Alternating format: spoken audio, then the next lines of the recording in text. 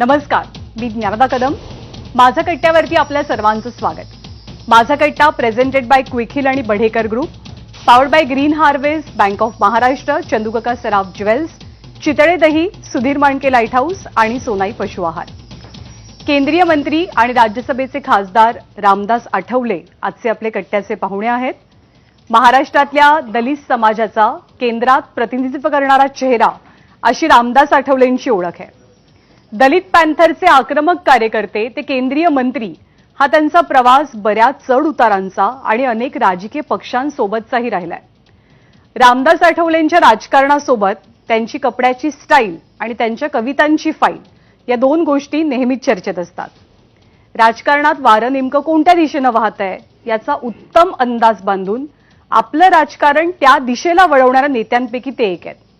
त्यामुळे जो पक्ष सत्तेत त्याच्यासोबत आठवले किंवा जिकडे आठवले तिकडे सत्ता असं चित्र राजकारणात नेहमीच बघायला मिळतं. केंद्रामध्ये मंत्री असलेल्या आठवलेंच्या पक्षाला आत्ताच्या म्हणजे 2024च्या लोकसभा निवडणुकीसाठी महायुतीनं राज्यात एकही जागा दिलेली नाहीये. त्यामुळे आता केंद्रात आणि राज्यात मंत्रीपद, विधानसभेत जागा, महामंडळांमध्ये वाटा आणि इतर सत्तापदांमध्ये वाटा असा त्यांचा आग्रह आहे. आता त्यांची ही मागणी भाजप पूर्ण करेल असं त्यांना वाटतंय का? गेली 2 टर्म केंद्रात खासदार आणि मंत्री असतानाही राज्यात त्यांच्या पक्षाला योग्य न्याय मिळत नाही अशी भावना त्यांचे कार्यकर्ते वेळोवेळी का व्यक्त करतात? या निवडणुकीत एनडीएनं दिलेल्या, मोदींनी दिलेल्या 400 पारच्या नाऱ्याबद्दल त्यांना काय वाटतं आणि आरपीआयची पुढची वाटचाल कशी असेल याबद्दल आपण त्यांच्याशी संवाद साधूया. नमस्कार आठवलेजी, आपलं स्वागत आहे कट्ट्यावर. तुम्ही तुमचा चेहराच फार गंभीर दिसतोय. ते सीटा मिळाल्या नाहीत त्याच्यामुळं काय असं झालंय? नाही, गंभीर म्हणजे मी तसा गंभीर आहे. म्हणजे मी जर हसत खेळत राहणार तर मी माणूस आहेच आहे. बऱ्याच दिवसानंतर आपल्या कट्ट्यावर मी आलेलो आहे आणि म्हणजे मी एवढं सांगतो की उगीच माझी करू नका तुम्ही थट्टा, उगीच माझी तुम्ही करू नका थट्टा, मी तर आहे धट्टा कट्टा. उगीच तुम्ही करू नका माझी थट्टा, मी तर आहे धट्टा कट्टा. माझ्या जीवनामध्ये मी कधीच लागू दिला नाही भीमाच्या नावाला बट्टा. वा. माझ्या जीवनामध्ये मी कधीच लागू दिला नाही भीमाच्या नावाला बट्टा. पण आज मी पाहणार आहे कसा आहे एबीपी माझाचा कट्टा. वा. आता असं आहे की खरं तर आता ह्याच्यामध्ये जोडून काहीतरी मलाही सुरसुरी येते आहे करावं, पण ती तुमची मनोपली आहे त्यामुळं त्याच्यात मी जात नाही. पण मी मगासपासून बघतोय एकूणच तुम्ही आज जरा आता त्या रिझर्व्ह बँकेच्या कार्यक्रमाला जाऊन आलात. तुम्ही सगळ्या उद्योजकांबरोबर मुकेश अंबानींच्या शेजारी बसून तुम्ही पंतप्रधानांचं भाषण ऐकून तर मला असं वाटलं होतं की तुम्ही आणखीन उत्साहानं, पण तुम्ही फार गंभीर दिसताय. तर आत्ता गंभीर असण्याचं कारण काय? राज्यामध्ये जे निवडणुकांचं वारं सुरू आहे, तुम्ही गेल्या काही दिवसांपूर्वी बोलून दाखवलं की आम्हाला जागा हव्या होत्या पण आम्हाला दिल्या नाहीत. तुम्हाला म्हणजे त्याच्यामुळे गंभीर आहात का आणखीन एरवी काही कारण आहे? नाही, गंभीर नाही. आता गंभीर म्हणजे मी अनेक वेळेला गंभीर असतो, कारण काही वेळेला गंभीर राहणं राजकारणामध्ये अत्यंत आवश्यक असतं. एक तर राजीव, आपण अनेक म्हणजे आपण तर सांगलीकर आपण आहोत, म्हणजे आपण जर दोघे जण आहोत गावाकडचे मित्र. आपण जर दोघे आहोत गावाकडचे मित्र, पण मुंबईत आल्यानंतर बदललंय दोघांचंही चित्र. तर ठीक आहे, तर आता मी गंभीर नाही. पण आज माननीय प्रधानमंत्री नरेंद्र मोदींचं भाषण अत्यंत चांगलं झालं आणि देशाला 2047 पर्यंत कसं पुढे घेऊन जायचं आहे. देश जो आहे तो देश सध्या 5 नंबरवर असणारा इकॉनॉमीमध्ये 3ऱ्या नंबरवर कसा आणायचा आहे, नंतर तो 1 नंबरवर कसा आणायचा आहे.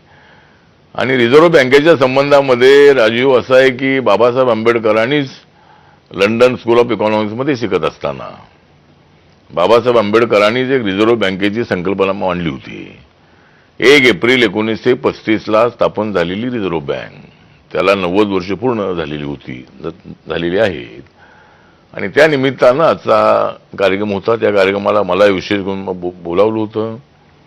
अनेक उद्योगपती त्या ठिकाणी होते. मुकेश अंबानीच्या बाजूलाच माझी खुर्ची होती. म्हणजे मुकेश अंबानीच्या बाजूला जशी माझी खुर्ची होती तशीच माझ्या खुर्चीच्या बाजूला मुकेश अंबानीची खुर्ची होती. आणि एकदम प्रधानमंत्र्यांच्या समोर माझी खुर्ची होती. म्हणजे अनेक उद्योगपती होते, महिंद्रा होते, बाकीचे अनेक उद्योगपती होते आणि मला खास निमंत्रण रिझर्व्ह बँकेने दिलं होतं. त्यामुळे बाबासाहेब आंबेडकरांचं रिझर्व्ह बँकेमध्ये फार मोठं योगदान आहे. बाबासाहेब आंबेडकरांनी प्रॉब्लेम ऑफ द रुपी नावाचा प्रबंध लिहिला होता आणि त्याला 100 वर्ष पूर्ण झालेली आहेत.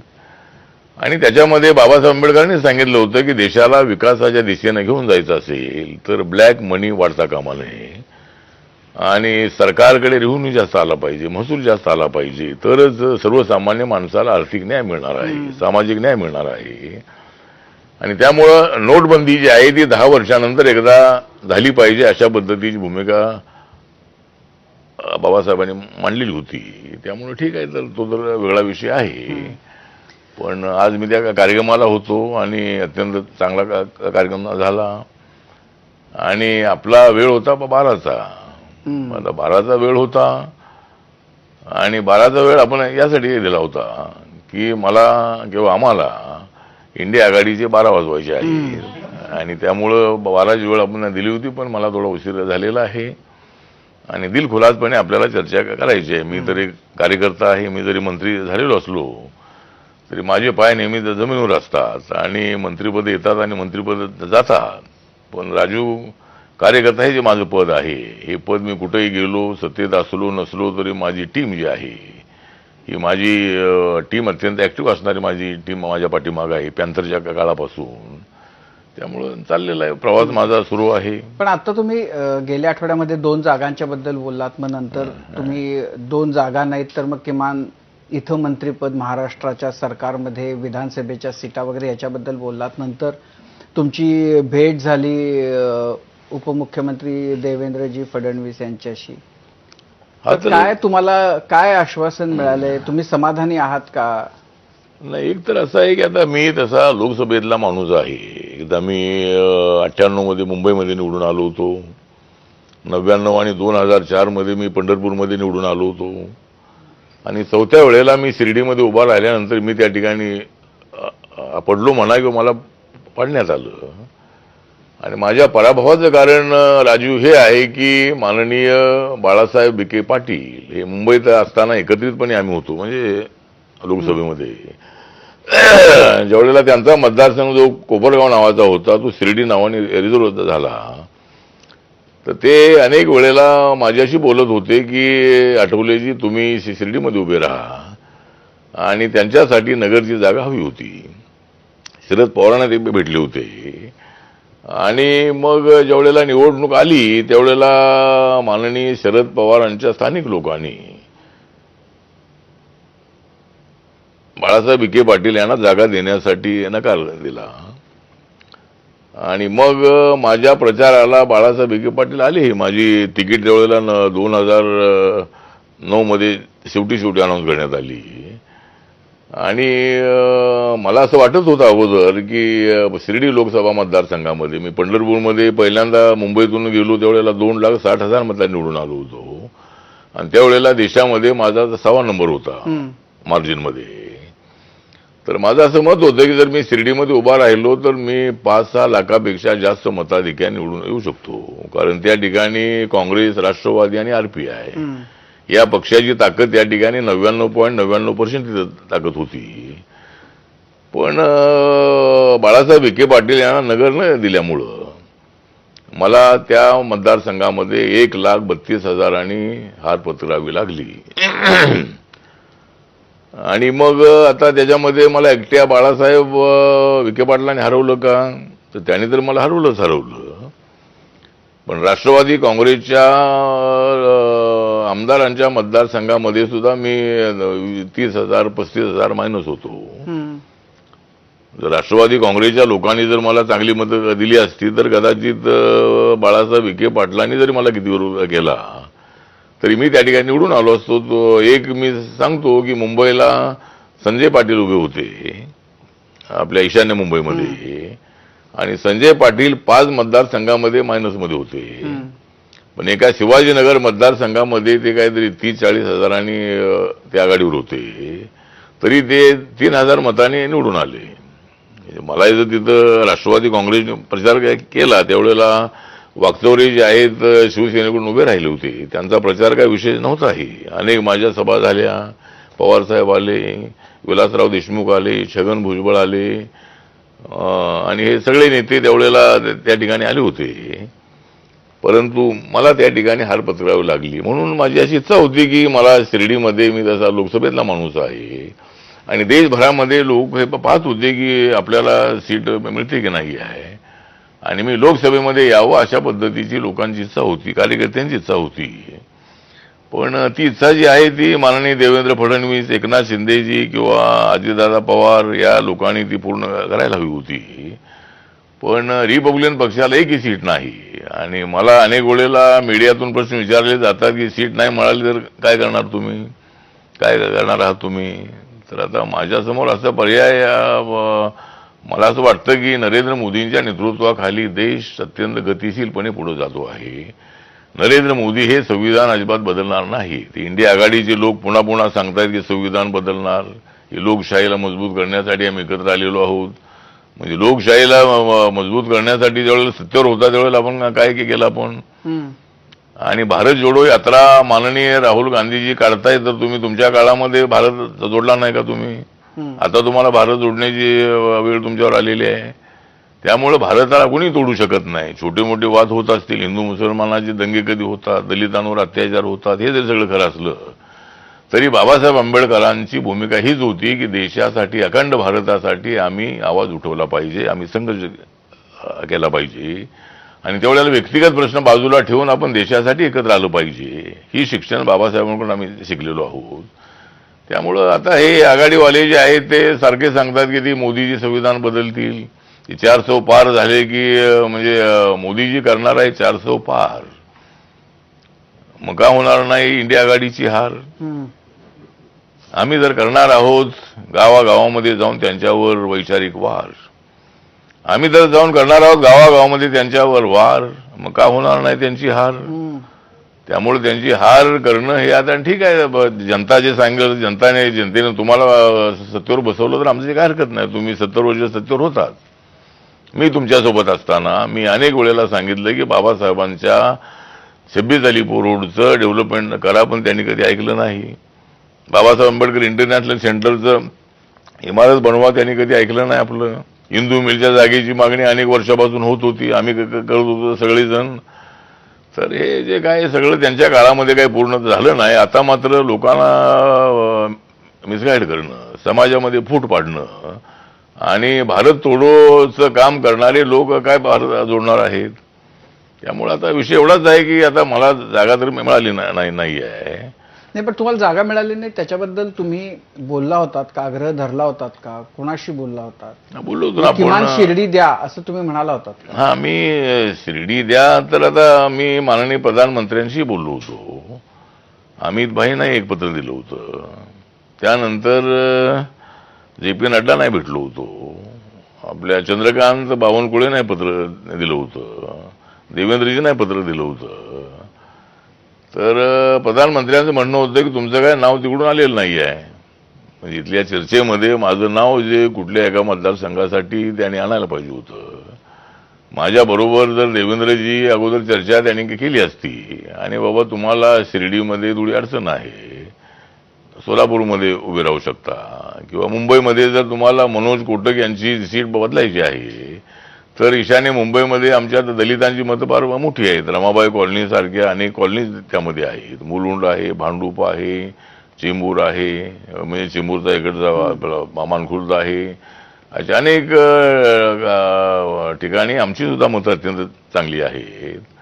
पण अशी काही चर्चा होऊ शकली नाही. आता त्यानंतर मी माझ्या कार्यकर्त्यांनी चर्चा केली आणि ऑल इंडियामध्ये माझा पक्ष वाढलेला आहे. नागालँड पासून मेघालय असेल, मिझोराम असेल, अरुणाचल असेल, सिक्कीम असेल, दादरा नगर हवेली असेल, अंदमान निकोबार असेल, आता लक्षद्वीपमध्ये मी जाऊन आलो, तिथे आमची स्थापना होणार आहे पार्टीची.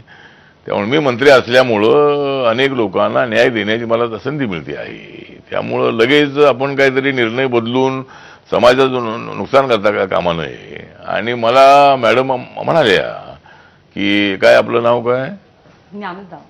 ज्ञानदा ज्ञानदा, म्हणजे चांगलं नाव आहे.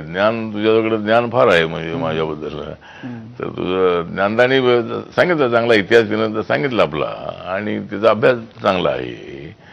त्यामुळं आपल्याला आता अशीच परिस्थिती आहे की देश पातळीवर पक्ष वाढलेला आहे. आपण मंत्री असल्यामुळं किंवा मंत्री असल्यामुळे वाढलाय असं नाही, पूर्वी आमचा पक्ष होताही.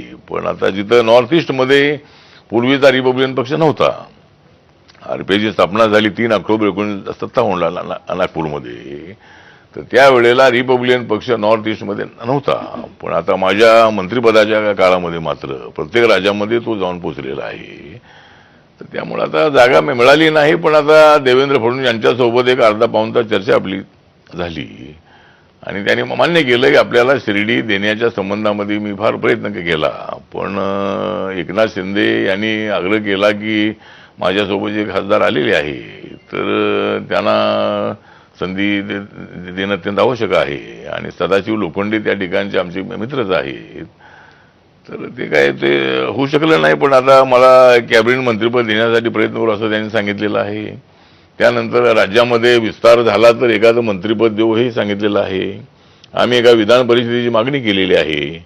आम्ही काँग्रेससोबत असताना 6-7 MLC आम्हाला मिळाल्या होत्या. आता 12 वर्षापासून आम्ही महायुतीसोबत आहोत, NDA सोबत आहोत, पण एक सुद्धा MLC आम्हाला मिळाला नाही. तर माझे कार्यकर्ते माझ्या पाठीशी आहेत, ते काही सत्तेसाठी आहेत असं नाही आहे. पण सत्तेचा सहभाग जर आपल्याला मिळतोय तर आम्हाला तर थोडा मिळाला पाहिजे. पण देवेंद्रजींनी सगळं मान्य केलेलं आहे की पूर्वीच्या काय चुका झाल्या असतील, यानंतर रिपब्लिकन पक्षाला योग्य सन्मान मिळेल आणि आपण आमच्यासोबत राहिलंच पाहिजे, अशा पद्धतीची भूमिका त्यांनी मांडली. आणि त्यामुळं आम्ही असा निर्णय घेतला की ऑल इंडियाच्या कार्यकर्त्यांनी मला फोन आले की जरी जागा सुटली नाही तरी आपली राज्यसभा पुढे कंटिन्यू झाली पाहिजे आणि आपल्याला काही कॅबिनेट मंत्रिपद मिळालं पाहिजे, काही इतर ज्या काही मागण्या आहेत त्या त्यांनी मान्य केल्या पाहिजेत. आणि सगळ्यांशी बोलून मग मी हा निर्णय घेतला की असं आतताईपणा करून चालणार नाही आहे, समाजाच्या हिताचे निर्णय घेतले पाहिजेत. आणि म्हणून मी महायुतीसोबत NDA सोबत राहण्याचा निर्णय घेतलेला आहे. राजू, नाही असं आहे की तुम्ही आणि प्रकाश आंबेडकर तुमच्या वयामध्ये काय 2-5 वर्षांचं अंतर असेल, पण तुमच्या दोघांचं सगळं राजकारण एका पॅरलली जाताना महाराष्ट्रानं बघितलेलं आहे. तुमच्या दोघांचेही स्वतंत्र पक्ष, दोघंही दलित राजकारण मोठ्या प्रमाणात आजपर्यंत करत आलात. तुम्ही गेल्या अनेक वर्षांपासून महाराष्ट्रात असेल किंवा केंद्रामध्ये असाल सत्तेमध्ये आहात, तुमच्याकडे सत्ता आहे, तुमच्याकडे आहे, पक्षाकडे किती आहे हा वेगळा भाग. पण आता या इलेक्शनमध्ये असं दिसलं की वंचितच्या मागं सगळी महाविकास आघाडी त्यांनी आपल्या बरोबर यावी याच्यासाठी आटापिटा करत होती. तर आता असं झालंय का की त्यांचं संघटन, त्यांचा पक्ष हा अशा अवस्थेत गेलाय की ज्यामुळं महाविकास आघाडीला त्यांनी यावं यासाठी आटापिटा करायला लागतोय, पण तुमची स्थिती आता तशी उरलेली नाही. कदाचित तुमच्या पक्षाच्याकडनं ज्या अपेक्षा होत्या त्या तसं आता उरलेलं नाही, किंवा तुम्ही आहात आपल्याबरोबर हे गृहीत धरलं गेलेलं आहे.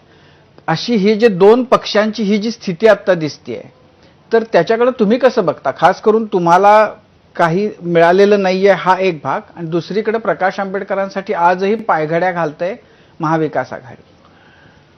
त्याच्यामध्ये असं आहे की प्रकाश आंबेडकरांनी आपल्यासोबत यावं अशी जरी महाविकास आघाडीची इच्छा असली तरी प्रकाश आंबेडकर हे धूर्त राजकारणी आहेत. प्रकाश आंबेडकर हे हुशार राजकारणी आहेत. ते बाबासाहेब आंबेडकरांचे नातू आहेत आणि त्यांच्याबद्दल आपल्याला आदर आहे. मी काही त्यांच्या विरोधामध्ये कधी बोलत नाही आहे. जरी आमचे गट वेगळे असले तरी त्यांचं काम त्यांनी करावं, माझं काम माझं करावं.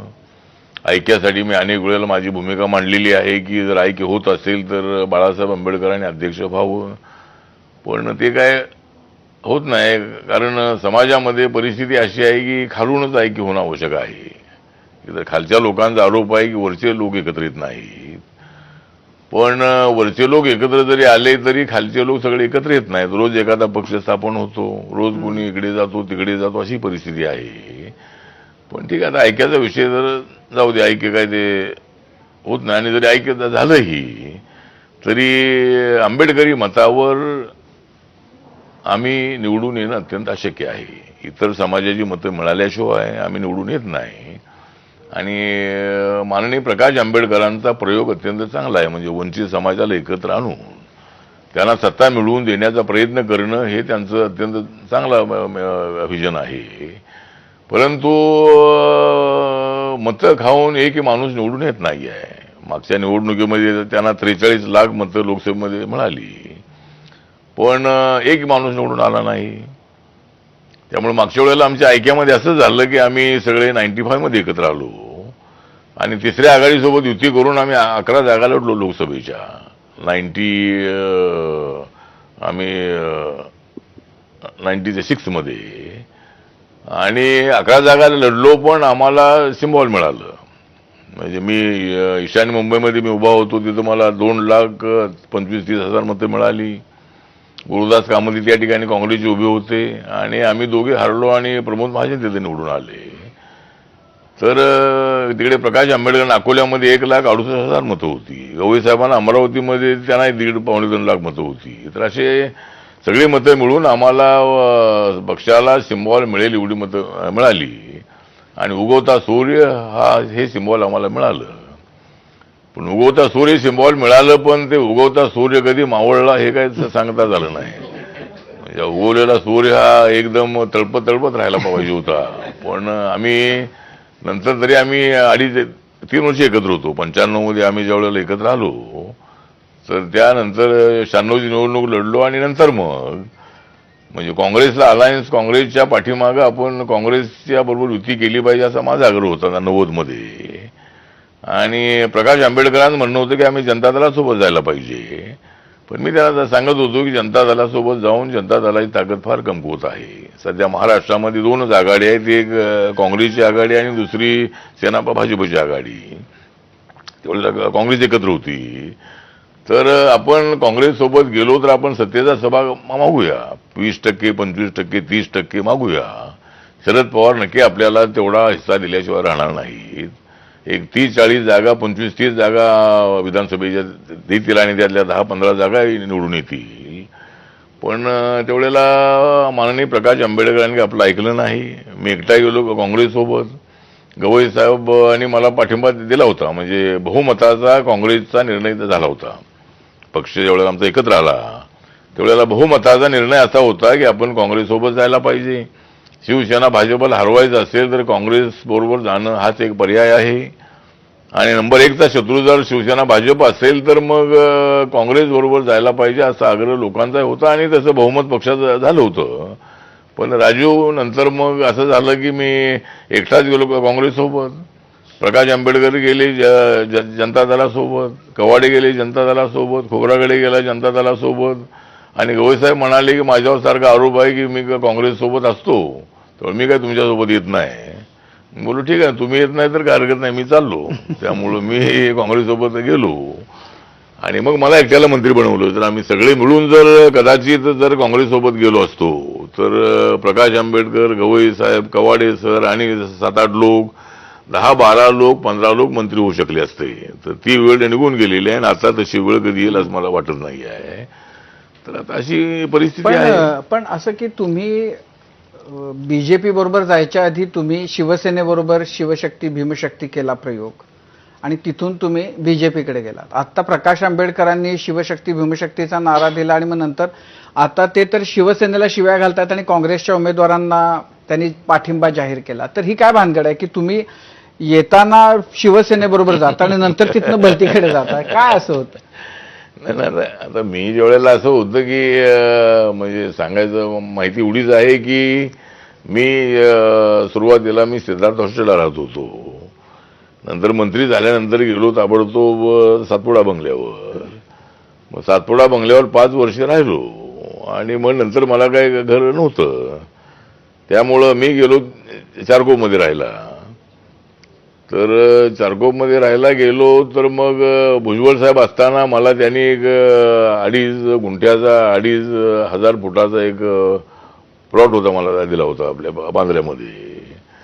मग त्या ठिकाणी माझा 1-2 माळ्याचा बंगला मी बांधला होता आणि मी तिथं राहायला 2011च्या एंडमध्ये आलो आणि बाळासाहेब त्याच ठिकाणी राहत होते. बाळासाहेबांचं आणि आमचं काय कधी तसं वैचारिक पटलंही नव्हतं. पण बाळासाहेब पूर्वी भीमशक्ती शिवशक्तीची भूमिका मांडायची. पूर्वी एकदा म्हणजे भाई संघारेंनी त्यांच्यासोबत एकदा चर्चा करून ते तिकडे गेले होते. नामदेव ढसाळे त्यांच्यासोबत होते. पण मी गेल्यानंतर बाळासाहेबांनी मी असं तिथं बांद्र्यात राहायला आल्यामुळे विचार केला की शरद पवार साहेबांचे आणि बाळासाहेबांचे संबंध वैचारिक लेवलला अजिबात म्हणजे ते बरोबर जाणारे नाहीये. राजकारणामध्ये ते बरोबर जाणारे नाहीत, पण तरी ते दोघे मित्र आहेत. मग मी असा विचार केला की मग आपण इथं आलोय तर बाळासाहेबांच्या एरियात राहायला आलेलो आहे, तर बाळासाहेबांना आणि उद्धवजींना भेटावं आणि बाळासाहेबांना शुभेच्छा द्याव्यात म्हणून तिथं गेलो. आणि मग त्या ठिकाणी बाळासाहेबांनी 1.5 तास माझी चर्चा केली आणि बाळासाहेब म्हणाले की रामदासजी तुम्ही आमच्यासोबत आलं पाहिजे, शिवशक्ती भीमशक्ती एकत्र आली पाहिजे, ही माझी फार दिवसापासूनची भूमिका आहे. आणि बाबासाहेबांच्या बद्दल मला प्रेम आहे. माझे वडील प्रबोधनकार ठाकरे बाबासाहेबांचे मित्र होते आणि मग आपल्यामध्ये काय दुश्मनी, आपण मित्र झालं पाहिजे. मग मी त्यावेळेला तयार नव्हतो, पण मी नंतर 8-9 महिने मी आमच्या समाजातल्या अनेक विचारवंतांची चर्चा केली. आंबेडकरी अनेक प्राध्यापक असतील, डॉक्टर असतील, रिटायर्ड अधिकारी असतील आणि माझे कार्यकर्ते असतील, या सगळ्यांची मी जवळजवळ 8-9 महिने चर्चा केली आणि सगळ्यांनी मला हेच फीडबॅक दिलं की राजकारणामध्ये असे धाडसी निर्णय घ्यायचे असतात आणि तुम्हाला काँग्रेस पक्षाने शिर्डीमध्ये हरवलं, UPFच्या वेळेला तुम्हाला मंत्री केलं नाही आणि बाबासाहेबांना त्यांनी 2 वेळेला काँग्रेसने हरवलं होतं, तर लोकरोमध्ये आणि भंडाऱ्यामध्ये. तर तुम्ही बाळासाहेबांचा प्रस्ताव स्वीकारायला हरकत नाही, पण तू जे राजू मला प्रश्न विचारलास की बाळासाहेबांच्या सोबत म्हणजे बाळासाहेबांनी हा प्रस्ताव ठेवला, पण बाळासाहेबांचा भीमशक्ती शिवशक्ती म्हणजे शिवसेना आणि भाजप, म्हणजे एकटी शिवसेना नाही, शिवसेना आणि भाजप हा जो अलायन्स आहे ही म्हणजे शिवशक्ती आणि आमची म्हणजे भीमशक्ती. ज्यावेळेला मी हा निर्णय घेतला त्यावेळेला वर्षभर याच्यावर फार मोठं मंथन झालं. देशभरामध्ये मोठी आर्टिकल्स आली. काय एका वर्तमानपत्रामध्ये तर 49 आर्टिकल आले होते. आपले भाऊ तोरसेकर यांनी कुठला पेपर होता त्याच्यामध्ये त्यांनी 49 आर्टिकल लिहिली होती की हे होणं कसं आवश्यक आहे म्हणून. तर त्याच्यावर बरीचशी चर्चा झाली आणि मग मला सगळ्यांनी सांगितल्यामुळं मी BMC निवडणुकीमध्ये 2012च्या शिवसेनेसोबत भाजपसोबत माननीय राज ठाकरे यांचं मोठं आव्हान होतं. त्यांनी नवीन आपला पक्ष सुरू केला होता, तर RPIच्या पाठिंब्यामुळं त्यावेळेला शिवसेना भाजपला सत्ता मिळाली. तर आता ते मिळाली तर आता अशा पद्धतीनं भीमशक्ती शिवशक्तीचा विचार आहे तो मी जसं बाळासाहेबांना भेटलो तसं नितीन गडकरी त्यावेळेला पक्षाचे अध्यक्ष होते BJPचे, त्यांनाही BJPच्या ऑफिसमध्ये जाऊन भेटलो आणि मग आमची भूमिका त्यांच्यासमोर मांडली आणि मग आमच्या पक्षामध्ये निर्णय घेतला की यांच्यासोबत जायला हरकत नाही म्हणून आपण भाजप सेनेसोबत आपण गेलेलो आहोत. पण एक आठवण करून देतो की ज्यावेळेला 2014च्या निवडणुकीमध्ये मला वाटतं लोकसभेत आम्ही सगळे एकत्र होतोच, पण विधानसभेला अचानक BJPने युती तोडल्याचं जाहीर केलं. आम्ही शिवसेनेसोबत राहणार नाही. मग आता काय करायचं, तर आता मला BJPने राज्यसभा दिली होती. मला उद्धवजींनी मातोश्रीवर बोलावलं आणि उद्धवजी म्हणाले की रामदासजी तुम्ही आमच्यासोबत आलं पाहिजे, कारण शिवशक्ती भीमशक्तीची पहिली भूमिका आमची आहे. तर मी म्हणालो की बाबा, मग ते म्हणाले की तुम्ही जर आमच्यासोबत आलात तर आनंद गीतेची जी काय आनंद गीतेचं मंत्रिपद आहे भारी उद्योगाचं, तर मी त्यांना सांगितलं मला एवढे भारी उद्योग नको आहेत, मला छोटा उद्योग पाहिजे. तर ते बोलले की तुम्ही जर आलात तर त्यांचं मंत्रिपद तुम्हाला देतो. अरे, आणि मग ते काय करणार? त्यांनी काय केलं असतं? नाही, त्यांनी काय केलं असं माहित नाही, पण ते म्हणाले की या मग तुम्हाला ते मंत्रिपद देतो आणि तुम्हाला जर आपलं सरकार आलं तर उपमुख्यमंत्री करतो. तर मी त्यांना सांगितलं की बाबा आता ते तुम्हाला इथं सांगताय आणि मी तुमच्यासोबत आलो, तर BJPने जर तुम्हाला सांगितलं की नाही आम्हाला यांना सरकारमध्ये आठवायचं नाही आम्हाला आता, कारण त्यांच्याकडे मेजॉरिटी होती BJPकडे, तर म्हणून मी काय त्यांच्यासोबत गेलो नाही. जर मला कदाचित शिवसेनेनं राज्यसभा दिली असती, जी अनिल देसाईंना राज्यसभा दिली होती सुरुवातीला, तर त्यावेळेस उद्धवजींचं म्हणणं असं होतं की नाही रामदासजी आमच्यासोबत आले पण त्यांनी काही मागणी केली नाही. तर मी त्यांना असं सांगत होतो की मी मागणी केलेली नाही, कारण मी शिर्डीमध्ये हरल्यानंतर पवार साहेबांनी मला राज्यसभा देण्याचं मान्य केलं होतं. 2.5-3 वर्षे राज्यसभा होती, पण मी काही तिकडे गेलो नाही. पण जर मला कदाचित उद्धवजींनी राज्यसभा दिली असती तर मी तिकडं कदाचित मला जावं लागलं असतं. पण बरं झालं की मी तिकडे गेलो नाही, कारण मी तिकडे गेलो असतो की मी तिकडेच राहिलो असतो. त्यामुळं पण मी बीजेपी सोबत आलो आणि मला ही संधी मिळाली. काँग्रेससोबत राहून काय मला मंत्रिपदी मिळालं नसतं. आणि युपीएच्या काळामध्ये एक आठवण करून देतो की 2099 मध्ये मी पंढरपूरमध्ये निवडून आलो. 1999. आणि त्यानंतर मग 2004 मध्ये पुन्हा निवडून आलो. 2004 मध्ये एनडीएचं सरकार, अटलजी सरकार गेलं आणि युपीएचं सरकार त्या ठिकाणी आलं. मग त्यावेळेला मला शरद पवारांच्या रकबगंज रोडवरच्या बंगल्यावर मला बोलवलं आणि त्यावेळेला प्रणव मुखर्जी, त्यानंतर अहमद पटेल आणि पवार साहेब आणि मला समजावून सांगितलं की रामदासजी तुम्हाला मंत्रिपद द्यायचं होतं पण तुम्ही एकटेच आहात. बोललो आता मी एकटाच आहे तर तुम्ही मला ज्या जागा देत नाही तर मी एकटाच राहणार आहे. मला तुम्ही ज्या जागा आहे ती देत नाही आणि मग आता काय तुम्हाला मंत्रिपद मिळणार नाही, ज्यावेळेला विस्तार होईल त्यावेळेला तुम्हाला आम्ही मंत्री करू असं त्यांनी मला सांगितलं. आणि पहिल्या टप्प्यात काय मंत्री मला काय केलं नाही. पवार साहेबांचे 9 लोक निवडून आले होते. त्यांनी पवार साहेब, प्रफुल्ल पटेल आणि चंद्रकांता पाटील या तिघे झाले. तर मग नंतर विस्तार काय तर झालाच नाही आणि मग नंतर विस्ताराच्या वेळेला तर मला मंत्री केलंच नाही. त्यावेळेला काँग्रेसची भूमिका अशी होती की तुम्हाला मंत्री करण्याची जबाबदारी पवार साहेबांची आहे, तुम्ही त्यांच्यासोबत होतात. तर मी बोललो की ही गोष्ट खरी आहे की मी 99 मध्ये त्यांच्यासोबत होतो, पण लगेच तुम्ही दोघे एकत्र आला आणि आम्ही तुमच्यासोबत दोघांचे आहोत, त्यामुळे मला मंत्रिपद देण्याची जबाबदारी तुमच्या दोघांची आहे. तर मला काही त्यावेळेला मंत्रिपद मिळालं. मंत्रिपदाचा विषय नाही आहे, परंतु जर आमच्या मतामुळे जर आपल्याला सत्ता मिळते तर मग आम्हाला त्याचा काय सहभाग मिळाला पाहिजे. तर असा तो इतिहास आहे. आठवलेजी, तुम्ही आता सांगितलं की बाबासाहेब आंबेडकरांना काँग्रेसने 2 वेळा हरवलं, परत तुम्हाला आता काँग्रेसने म्हणजे मंत्रिपद दिलं नाही त्यावेळेला. तर काँग्रेस नेहमी आंबेडकरी जनतेचा वापर करून घेते असं तुम्हाला वाटतं का? कारण प्रकाश आंबेडकर पण जात होते. नाना पटोले म्हणतात की 2 वर्षापासून प्रकाश आंबेडकर मला टॉर्चर करत होते. तर म्हणजे आंबेडकरी जनता देशभरात आहे, तर त्याचा वापर काँग्रेस फक्त निवडणुकीपुरतं करतं. त्यात राहुल गांधी आता म्हणतात की जातगणना केली पाहिजे, तर त्याचा काय उपयोग होईल का? मला वाटतं की दलित समाज अलीकडे हुशार झालेला आहे. आंबेडकरी समाज हा विचारपूर्वक राजकारण करणार आहे. काही लिमिटेड लोक जे आहेत त्यांचं मत असं आहे की परिवर्तन होतच नाही. म्हणजे समाजामध्ये, व्यक्तीमध्ये परिवर्तन होतं हे बुद्धाच्या काळापासून बाबासाहेब आंबेडकरांनी मान्य केलेलं आहे. त्याच गोष्टी पुन्हा उघडत बसून चालणार नाही आहे. त्यामुळं बीजेपी 1982 मध्ये बीजेपीचे 2 खासदार होते. आता बीजेपीचे अटलींच्या काळात 182 झाले. नरेंद्र मोदींच्या काळामध्ये 282 झाले. आता 303 झालेले आहेत. आता 370 होणार आहेत. म्हणजे होतील. तर आता काँग्रेस पक्षाचं असं आहे की दलित समाजाला मिसगाईड करायचं आणि बीजेपीच्या विरोधामध्ये नाही हे संविधान बदलणार आहे, हे संविधान बदलणार आहे. ज्या नरेंद्र मोदी यांनी संविधानाला माथा टेकून शपथ घेतलेली आहे, जे नरेंद्र मोदी बाबासाहेबांचं अनेक वेळेला नाव घेतात, ज्या नरेंद्र मोदी यांनी बाबासाहेबांची अनेक स्मारकाची कामं पूर्ण केलेली आहेत, या लोकांना बाबासाहेबांचा फोटो त्या सेंट्रल हॉलमध्ये लावण्याची त्यांना कधी आठवण झाली नाही. सेंट्रल हॉलमध्ये व्हीपी सिंग असताना बाबासाहेबांचा फोटो लावण्यात आला. बाबासाहेबांना भारतरत्न देण्याचा निर्णय व्हीपी सिंग यांच्या काळामध्ये झाला.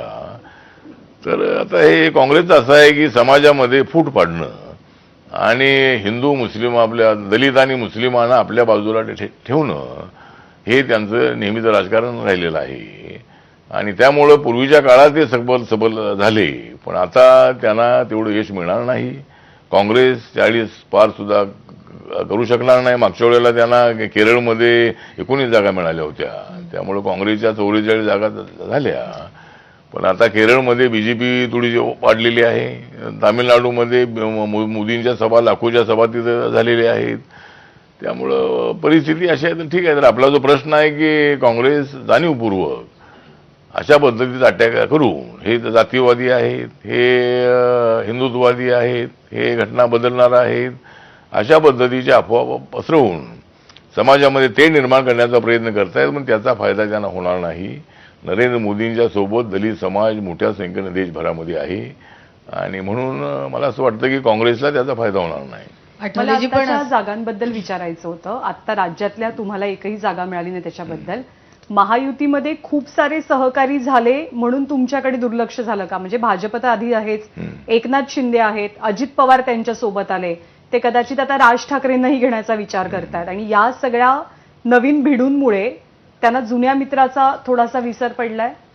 नाही, जरी आता त्यांनी राज ठाकरेंना घेण्याचा विचार केला तरी मी जाण्याचा विचार करणार नाही.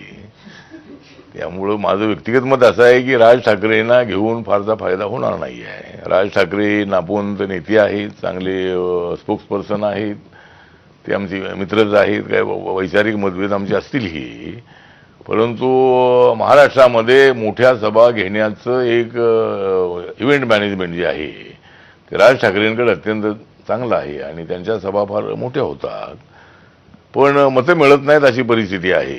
त्यामुळं राज ठाकरेंना आता एवढे मित्र, आपण जे म्हणालात की हे सगळे मित्र आले आणि त्यामुळं मग आमचं तर नावच येत नाही आहे. म्हणजे पूर्वीच आठवण करून देतो की मी काँग्रेससोबत असताना सोनिया गांधी, शरद पवार आणि माझा फोटो असायचाच. आता अलीकडे माझा फोटो तर दिसत नाही. म्हणजे माझा फोटो जरी दिसला नाही तरी मी दिसतो. परंतु म्हणजे आपण म्हणाला की तुम्ही सांगत नाही का की माझा फोटो नाही दिसत? नाही, आता सांगितलं ना त्यांना. माझं म्हणजे आमच्या कार्यकर्त्यांच्या वेळेला बऱ्याच दिवसानंतर जिल्ह्याची मेळावे झाली मध्यंतरी कार्यकर्त्यांची, तर त्यामध्ये या तिघांचे फोटो वरती आणि माझा फोटो खाली. त्यामुळं आमच्या कार्यकर्त्यांनी ऑब्जेक्शन घेतलं. नंतर काही ठिकाणी फोटो टाकले. तर तिघांच्या बाजूला माझा फोटो असायला काही हरकत नाही.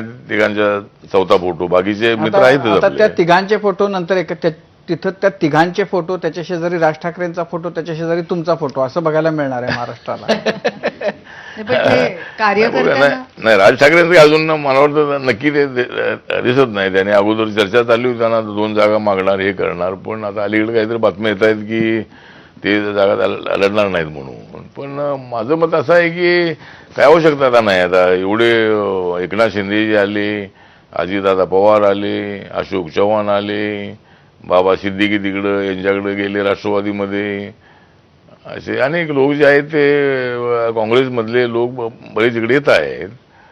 तर ठीक आहे, तर आता काय करायचो निर्णय श्रेष्ठी घेतील. पण माझं व्यक्तिगत मत माझं असं आहे की राज ठाकरेंचा काय फारसा फायदा होणार नाही आणि आले तर त्यांना घ्यायचं असेल तर वरच्या लोकांनी निर्णय घ्यावा. तुमचा काही आक्षेप नाहीये?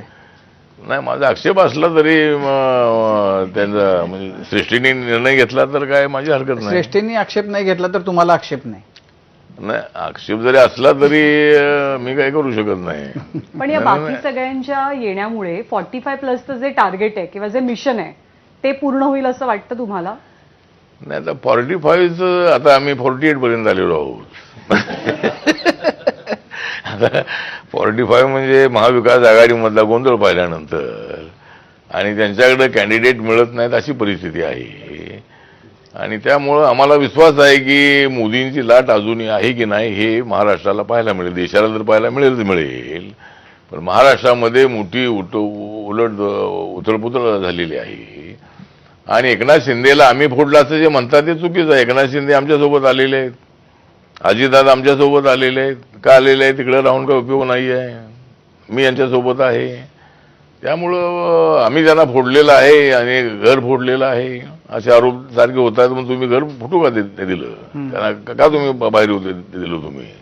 तुम्ही त्यांचं काय म्हणणं आहे ते ऐकायला पाहिजे होतं. आठवलेजी आणि माझं पवार साहेबांना एवढं म्हणणं आहे तर मी इकडे आलेलो आहे तर आपलं तिकडे काय काम आहे? म्हणजे आपण सुद्धा विचार करायला हरकत नाही. जर जॉर्ज फर्नांडिस, नंतर शरद यादव, नंतर नितीश कुमार, ममता बॅनर्जी, नवीन पटनायक, DMK असे सगळे पहिले एनडीएमध्ये होते, तर कॉमन मिनिमम प्रोग्रामवरती एकत्र यायला काही हरकत नाही. राजकारणामध्ये एका पक्षाला सत्ता आणणं शक्य असेल.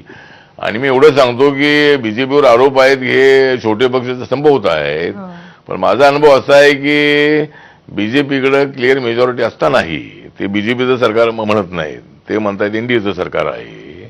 त्यामुळे छोट्या छोट्या पक्षाला सोबत घेऊन पुढे जाण्याची भूमिका नरेंद्र मोदींची आहे. आणि त्यामुळे माझा पक्ष संपवण्याऐवजी माझा पक्ष वाढलेला आहे. मी नागालँडमध्ये माझ्या बळावर 2 आमदार निवडून आणलेले आपण आहेत. तिकडे वाढलं, इथं काय झालं महाराष्ट्रात? महाराष्ट्रात काय झालं? आता इथं झालं, आता इथं थोडी अडचण आता या लोकांनी केली, थोडा विचाराने करायला होतं. मी तसा शांत माणूस आहे, मी तसा तुम्ही काय कोऑपरेटिव्ह म्हणताय, माणूस आहे. तुम्ही काय म्हणालात की शरद पवारांनी आता तुम्ही इकडे आलाय म्हणून इकडे यावा असा विचार करा. नाही, म्हणजे पवार साहेबच आले असते तर मग राष्ट्रवादीमध्ये फूट होत नव्हती. म्हणजे अजितदादा आणि सगळीच इकडे आली असते. कारण अजितदादांचं म्हणणंच हे आहे की पक्षामध्ये ठरवलं होतं की आपण इकडं तर जायचं आहे. शिवसेनेसोबत जाणं चालतंय तर मग बीजेपी सोबत जायला काय हरकत आहे का? नॅशनल पक्षासोबत जायला काय हरकत आहे? असं अजितदादांचं आणि आमदारांचं म्हणणं होतं. त्यामुळे अजितदादाबरोबर 42 आमदार आले पवार साहेबांच्यावर विश्वास ठेवणारे. त्यामुळे पवार साहेब जर आले असते तर हा निर्णय झाला नसता. जर एकनाथ शिंदे इकडे आले त्याच्या अगोदर माननीय उद्धव ठाकरे जर इकडे आले असते, मी त्यांना पुन्हा पुन्हा सांगत होतो की उद्धवजी असं करू नका, कधी तर असा धोका होण्याची शक्यता आहे. पण उद्धवजी त्यावेळेला आले नाहीत. उद्धवजी म्हणाले की नाही मी इकडे येणार नाही. मग आता तुम्ही येणार नाही तर तुम्ही येऊ नका, आम्ही बाकीचे आमच्याकडे येतील. आणि मग 2.5 वर्षानंतर बरोबर एकनाथ शिंदे यांनी डाव टाकला आणि जवळजवळ 40 आमदार त्यांच्या शिवसेनेचे आणि 10 आमदार अपक्ष, एवढे 50 आमदारांना घेऊन ते आमच्यासोबत आले. तर त्यामुळे आम्ही सगळ्यांना घेण्यासाठीच बसलेलो आहोत. आमचं कामच हे आहे की जे येतील त्यांना घ्या. तर त्यामुळे ठीक आहे. आठवलेजी परवा तुम्ही जे उपमुख्यमंत्री देवेंद्र फडणवीसांची भेट घेतली, तर आता शिर्डीची जागा त्यांनी प्रयत्न केला पण तुम्हाला काही ती मिळू शकत नाही. पण तुम्ही खूप गोष्टी मागितल्या होत्या, महामंडळ, विधानसभेच्या वेळेला 8-10 जागांवर निवडणूक लढवायची वगैरे. त्यातल्या कशाचं प्रॉमिस मिळालंय मग आता तुम्हाला? आता म्हणजे आपण म्हणालात की बाबा शिर्डीची जागा मिळू शकत नाही, पण ती मला का मिळू शकत नाही ते अजूनही कळू शकत नाही. तर आता शिर्डी जागा तर मिळणार नाही, कारण आता एकनाथ शिंदे यांनी ऐकलं नाही आणि त्यांनी सिटिंग जागा असल्यामुळे त्यांनी फार आग्रह केला. देवेंद्रजींनी मला सांगितलं की मी प्रयत्न करून ती जागा आपल्याला देता आली नाही. आता मी अगोदर म्हणालो की आता पुढचं सत्तेचा सहभाग देण्याचं मान्य केलेलं आहे. त्याप्रमाणे पाहूया आता काय देतात ते. त्याला लागूनच काही प्रॉमिस नाही केलं का त्या दिवशी? नाही, प्रॉमिस केले ना. जे आमची अर्धा पाऊण तास चर्चा त्यांच्या सागर बंगल्यावर झाली आणि त्यांनी आश्वासन दिलेलं आहे की ज्या पूर्वी काय चुका झाल्या असतील त्या आता होणार नाही आहेत. RPIला सन्मानाची वागणूक मिळेल. त्या सगळे महामंडळ आहेत, जिल्ह्याच्या कमिटी आहेत, SU आहेत आणि बाकी विस्तार होईल त्यावेळेला एखादं मंत्रिपद आहे. या सगळ्या गोष्टी त्यांनी मान्य केलेल्या आहे. त्याला लागूनच एक प्रश्न आहे की तुम्ही म्हणालात आता की मंत्रिपदाचं तुम्हाला आश्वासन देण्यात आलं, तुमच्या 2 जागांचा प्रस्ताव त्यांनी अमान्य केला. पण हे जे आश्वासन दिलंय की तुम्हाला कॅबिनेट मंत्रिपद दिलं जाईल, पण जर समजा हे या आश्वासनाची सुद्धा पूर्तता नाही झाली तर रामदास आठवलेंची पुढची भूमिका काय असणार आहे? नाही, पुढची भूमिका काय करायची ते तुला विचारेन मी काय करायचं. नाही पुढे आता दिलं नाही तर म्हणजे आता एकतर माझा एक की असं तुम्हाला नाही का की नाही दिलं तर हा मी चाललो असं नाही का करणार? याला जोडून असं आहे की तुमचे नाही जुने सहकारी महादेव चाललो जानकर नाही चाललो म्हणजे काय मला मार्ग दिसत नाही लगेच चाललो म्हणजे. पण मला एवढ्याला की कॅबिनेट मिळेल अशी अपेक्षा आहे. म्हणजे आता मी 8 वर्षापासून मी मंत्री आहे आणि माझा पक्ष पाहता मी सगळ्या देशामध्ये माझे दौरे होतात. एका महिन्याला माझे 1.5 लाख 2 लाख किलोमीटरचा प्रवास माझा होतो आणि सर्व ठिकाणी माझी पत्रकार परिषद होते आणि त्या ठिकाणी एनडीएने केलेल्या कामाचा आढावा मी घेत असतो. नरेंद्र मोदींचं नेतृत्व कसं स्ट्रॉंग आहे ते मी तर सांगत असतो आणि दुसरा कुठलाही मंत्री सगळ्या देशामध्ये जाऊन येतं सांगत नाही आहे. त्यामुळे या सगळ्या गोष्टीचा आढावा घेऊन मला नरेंद्र मोदी साहेब आहेत, अमित शहा आहेत आणि त्यामध्ये देवेंद्र फडणवीस यांची भूमिका महत्वाची आहे. कारण राज्यामध्ये कुणाला काय द्यायचं या संबंधातला सल्ला त्यांचा घेतला जातो. त्यामुळं माननीय देवेंद्र फडणवीस हे माझे चांगले मित्र आहेत आणि त्यांनी जर हा प्रयत्न केला तर त्यांनी आश्वासन दिलेलं आहे त्या पद्धतीने मला नक्की ते तरी मिळेल. म्हणजे आता मी 2 जागावर पाणी सोडलेलं आहे. 2 जागा आम्हाला हव्या होत्या त्या आता मिळणार नाही आहेत. पण कुठंतरी काहीतरी ऍडजस्टमेंट करणं अत्यंत आवश्यक असतं. एकदम टोकाची भूमिका घेऊन समाजाचं हित त्यामध्ये होत नाही आणि म्हणून मी निर्णय घेतला की बाबा आता यांच्यासोबतच राहिलं पाहिजे. पण तू सांगितलं तसं नक्की ते एवढ्याला विचार करतील अशी मला अपेक्षा आहे. नाही, गोष्टी मित्रांची निघाली म्हणून तुमचे जुने सहकारी होते महादेव जानकर. कोण? महादेव जानकर, राष्ट्रपत सिंग, हा. ते जागा वाटपाच्या काही दिवस आधी शरद पवारांना जाऊन भेटतात आणि दुसऱ्या दिवशी महायुती त्यांना परभणीचं तिकीट जाहीर करून टाकते जवळपास. असं वाटलं नाही का तुम्हाला की शिर्डी जागा जाते किंवा तुमचे दोन बाकी मागण्या मागे पुढे होत आहेत, आपण एक दिवस जाऊन पवारांना भेटायचं आणि दुसऱ्या दिवशी मग लगेच शिर्डीचं तिकीट घेऊन यायचं? नाही, माझी काही चर्चा जानकरांची झाली नाही, नाहीतर मी सुद्धा जानकर साहेबांची काही आयडिया केली असती. मी सुद्धा पवार साहेबांना जाऊन भेटलो असतो. पण ठीक आहे, आता जानकर हे माझे मित्रच आहेत आणि त्यांना परभणी जागा हवी होती. त्यांना काहीतरी महाविकास आघाडीने माड्यामध्ये उभं करायचं ठरवलं होतं. पण त्यामध्ये देवेंद्रजी फार हुशार आहेत, त्यांनी ताबडतोब त्यांना बोलवलं आणि त्यांना परभणी जागा त्या दिली. तर मी काय असे डावपेच खेळू नाही, म्हणजे असे डावपेच खेळले पाहिजेत कधी कधी. त्यामुळे जानकरांनी जसा डावपेच खेळला तसं पुढच्या वेळेला मी खेळेन. आता मी एकदा आठवले साहेब, बघूया, पण त्यांना परभणी मिळालेली आहे, तिथे ते निवडून येतील अशी अपेक्षा आहे. मागच्या वेळेला ते बारामतीत उभे असताना 50-60 हजार मतांनी झाडली होती, त्यांना 4-4.5 लाख मतं मिळाली होती 14 मध्ये. तर ठीक आहे, जानकरांना आपण म्हणताय तसं ते शरद पवारांना भेटले, तिकडे त्यांना माडे जागा देण्याचं ठरलं. हे सगळं झाल्यानंतर देवेंद्रजी त्यांना बोलवलं म्हणून त्यांना परभणी जागा मिळाली. पण आता मी काय असं केलं नाही, त्यामुळे मला शिर्डी मिळाली नाही, सोलापुरी मिळाली नाही. पण आता जे काय आश्वासन दिलेलं आहे ते तरी मिळावं अशी अपेक्षा आहे. आठवले साहेब, पॅन्थरचा इतिहास वाचताना एक लक्षात आलं की तुम्ही पॅन्थरची त्या काळात जी उभारणी केली, सायकलवर गावोगाव हिंडून महाराष्ट्र पिंजून काढला होता पॅन्थरसाठी. आत्ता तो रामदास कधी तुम्हाला भेटायला येतो का? चळवळीत सायकलवर गावोगाव हिंडणारा रामदास तुम्हाला कधी भेटायला येतो का? काय बोलतो तुमच्याशी? नाही, मला भेटायला येतो म्हणजे मीच त्याला भेटतो. त्यामुळं काय म्हणतो, काय म्हणजे आता बोलणं होतं का तुमचं? आपण म्हणाला तसं पॅन्थरच्या काळामध्ये गावागावामध्ये मी रात्र फिरलेलो आहे. त्यावेळेला 10 वाजताची काय माईक बंद करण्याची अट नव्हती. हो. तर मी कधी सायकलवरती जात होतो, कधी बसने जात होतो आणि अनेक वेळेला अशा माझ्या सभा झालेल्या आहेत की मी सकाळी 4-5 वाजता पोहोचलेलो आहे आणि माणसं वाट बघून तिथं तर माणसं झोपलेली आहेत आणि मी गेल्याबरोबर माणसाला उठून मी सभा घेतलेली आहे. पण आता ते अनेक दिवस पाहुण्या आठवताना होत्या कसं वाटतं? आणि मग आणि असंच आहे की म्हणजे आजही मी तसा राहिलो नाही, आजही मी नाही पत्थर. आज जरी मी मंत्री असलो तरी मी झालो नाही पत्थर, कारण मी आहे सच्चा पॅन्थर.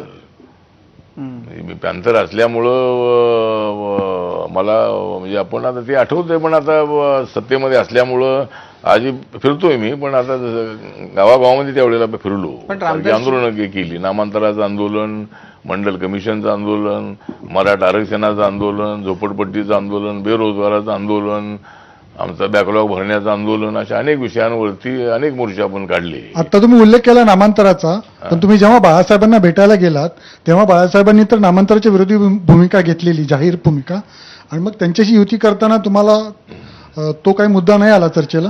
नाही, तो मुद्दा आला होता ना. तो मुद्दा आला होता, बाळासाहेबांनी जसं सांगितलं की मराठवाड्यातल्या लोकांचा विरोध आहे. ज्यावेळेला एक आठवण करून देतो की मी मंत्री असताना आमचं अधिवेशन चालू होतं विधानसभेचं नागपूरमध्ये, आणि त्यावेळेला शरद पवार आणि मी शरद पवारांना एक पत्र दिलं होतं की पवारसाहेब 26 जानेवारी 2094च्या अगोदर जर आपण नामांतर केलं नाही तर मी माझ्या पदाचा राजीनामा दिल्याशिवाय राहणार नाही, कारण आमच्या समाजाचा फार मोठा इमोशनल हा विषय आहे आणि मी मंत्री झाल्यानंतर ते होत नसेल तर मला काही तर राहून उपयोग नाही आहे. मग पवार साहेबांनी मोठी हालचाली सुरू केल्या, अनेक लोकांच्या भेटीगाडी घेणं सुरू केलं आणि मलाही ते म्हणाले की तुम्ही एकदा बाळासाहेबांना भेटून या. मग मी मातोश्री बंगल्यावर बाळासाहेबांना भेटण्यासाठी नागपूरहून आलो मंत्री असताना आणि बाळासाहेबांची 2.5 तास माझी चर्चा झाली आणि त्याच्यामध्ये बाळासाहेब म्हणाले माझा बाबासाहेबांच्या नावाला विरोध नाही. आणि मी अगोदरही काय बोललो असेल की प्रबोधनकार ठाकरे त्यांचे मित्र होते, बाबासाहेबांचे संयुक्त महाराष्ट्र समितीमध्ये बाबासाहेबांना आणण्यामध्ये प्रबोधनकारांचा मोठा वाटा होता. तर ते बोलले मला बाबासाहेबांच्या बद्दल प्रचंड आदर आहे, पण मराठवाड्यातल्या लोकांचा विरोध असल्यामुळे त्याने मला असं सांगितलं की आपण विरोध केल्याशिवाय मतं मिळणार नाहीत आणि त्यामुळे माझ्या पक्षाने विरोध केलेला होता आणि माझा तसा विरोध नाही. तर मग मी म्हणालो की बाबा बाळासाहेब आपण मराठवाड्यामध्ये जाऊया आणि आपण मराठवाड्यामध्ये जाऊन आपण दोघांनी लोकांना समजावून सांगूया की आपल्याला बाबासाहेब आपलेच होते आणि मराठवाड्याच्या अस्मितेला धक्का लावण्यासाठी आम्ही मागणी केली नाही. तर उस्मानिया युनिव्हर्सिटीमध्ये असणारा मराठवाडा हा महाराष्ट्रामध्ये आला आणि मग त्या ठिकाणी एक स्वतंत्र विद्यापीठ असावं, उस्मानिया युनिव्हर्सिटीत असणाऱ्या मराठवाड्याला विद्यापीठ असावं अशी भूमिका बाबासाहेबांची होती म्हणून आम्ही ती मागणी केलेली आहे. आणि आम्ही ही तडजोड मांडणी केली होती की मराठवाडा शब्द ठेवा आणि त्याला बाबासाहेब आंबेडकर नाव जोडा. तर तो विषय होता. तर त्या पद्धतीनं तोडगा निघाला त्याला. हा, त्यामध्ये तोडगा मला वाटतं निघताना तो निघाला आणि पवार साहेबांनी मग तेवढ्याला बाळासाहेबांना मी भेटलो. तर मग मी मंत्रालयामध्ये जाऊन प्रेस घेतली आणि बाळासाहेबांचाही याला पाठिंबा आहे असं मी जाहीर केलं. मला वाटतं बाळासाहेबांची चर्चा झाली. पण लगेच मनोज जोशी यांनी फोन करून सांगितलं की बाळासाहेब असं करू नका, नाहीतर आपल्या पक्षाचं मोठं नुकसान होईल, आपल्याला नामांतराला पाठिंबा देता येणार नाही. आणि मग बाळासाहेबांनी आपली भूमिका बदलली. मला मात्र सांगितलं होतं की नाही आपण मराठवाड्यात जाऊया आपण आणि लोकांना कन्व्हिन्स करून आपण करूया असं ते म्हणाले होते. तर ठीक आहे. तर आता विरोध म्हणजे आणि मराठवाड्यातल्या लोकांचं म्हणणं असंच होतं बाबा आमचा बाबासाहेबांच्या नावाला विरोध नाही आहे, तर आमचं नाव का बदलत आहे, मुंबईचं का बदलत नाही, पुण्याचं का बदलत नाही, आमचंच नाव का बदलत आहे, आम्ही यासाठी संघर्ष केलेला आहे. आणि त्यांच्या भावना दुखवायला म्हणून आम्ही मागणी केली नव्हती. बाबासाहेबांनी तिथं पीए सोसायटीचं मिलियन कॉलेज आहे, आंबेडकर कॉलेज आहे, 180 एकरावरती आमच्या 1 लाख विद्यार्थी आमच्या पीए सोसायटीचे आहे, त्या सोसायटीचा मी सध्या अध्यक्ष आहे. तर अशा पद्धतीनं तो विषय होता. रामदासजी, मगाशी तुम्ही जसं म्हणालात की आमच्याकडे इन्कमिंग सुरू आहे, म्हणजे तुम्ही महायुतीत आहात त्यामुळे तुमच्याकडे इन्कमिंग सुरू आहे तुम्ही म्हणताय, पण तुमच्या पक्षात एखादा मोठा नेता कोण येताना दिसत नाहीये. म्हणजे शिवसेनेत जात आहेत, राष्ट्रवादीमध्ये अजित पवार गटात जात आहेत किंवा भाजपमध्ये जात आहेत, पण तुमच्या गटात असा कोणता एखादा मोठा नेता येताना दिसत नाहीये. नाही, मोठा नेता दिसत नाही कारण मला देत नाही. म्हणजे आमचे मोठे नेते जिल्ह्यात आहेत. म्हणजे आता आमच्याकडे तसे कपॅबल असणारे नेते निवडणूक लढवण्यासारखे नाही. इतर पक्षातलं म्हणतोय मी, इतर पक्षातनं म्हणतोय. म्हणजे इतर पक्षातनं मोठे नेते चेहरे तुमच्या पक्षात येत का नाहीत? अच्छा, हा, म्हणजे दुसरे पक्षातले येत नाहीत कारण आम्ही त्यांना घेत नाही म्हणून ते येत नाही. नाही, न येण्याचं कारण हे आहे की इथं आम्हालाच काही मिळत नाही तर त्यांना काय मिळणार. आणि घेताना मी त्यांना सांगतो की जर तुम्ही अपेक्षेनं येत असाल तर आता इथं आम्हाला किती तिकिटाचं समजा आता उद्या विधानसभा आहे, तर आता आम्ही यांना पत्र दिलंय देवेंद्रजींना, त्यामध्ये ही मागणी केली की आम्हाला एक 8-10 जागा मिळाव्यात विधानसभेच्या. म्हणून तुम्ही मनसेला विरोध करताय का? म्हणजे तुमचा जो म्हणजे सत्तेतला वाटा आहे तो कमी मनसे तुमच्या सोबत आली तर म्हणून तुम्ही मनसेला विरोध करताय? मनसे आले तर सत्तेत त्यांना काही मिळणार नाही. मनसे आलं तरी काय त्यांचा वाटा त्यांना मिळेल, परंतु जरी मनसे आले तरी त्यांना त्यांचा मिळू द्या वाटा, पण मी अजिबात काढू देणार नाही माझा काटा. तर ठीक आहे. तर म्हणजे आमची अडचण तू विचारला प्रश्न बरोबर आहे की आता आम्हालाच काय मिळणार आहे, किती तिकीटं मिळणार आहेत, काय आहेत. आणि आमचं मत असंच आहे माझं व्यक्तिगत की माझ्या पक्षाने एकाच जातीचं राजकारण केलं तर राजकारणात यशस्वी होणार नाही. आपण सगळ्या जातीच्या लोकांना आणावं लागेल, नंतर त्यांनी त्या ठिकाणी काम करावं लागेल. माझ्या कार्यकर्त्यांनी सुद्धा ज्याला विधानसभा लढायची आहे त्यांनी तिथं इतर पक्षाचे काम करतात असं काम केलं पाहिजे. आर्थिक थोडं त्यांनी स्ट्रॉंग झालं पाहिजे. तर असं केल्याशिवाय विधानसभा लोकसभा लढून निवडून येणं शक्य आहे. तर तसा प्लॅन आमचा पुढच्या काळामध्ये आहे. आम्ही वर्कशॉप वगैरे घेऊन आमचा प्रयत्न आहे.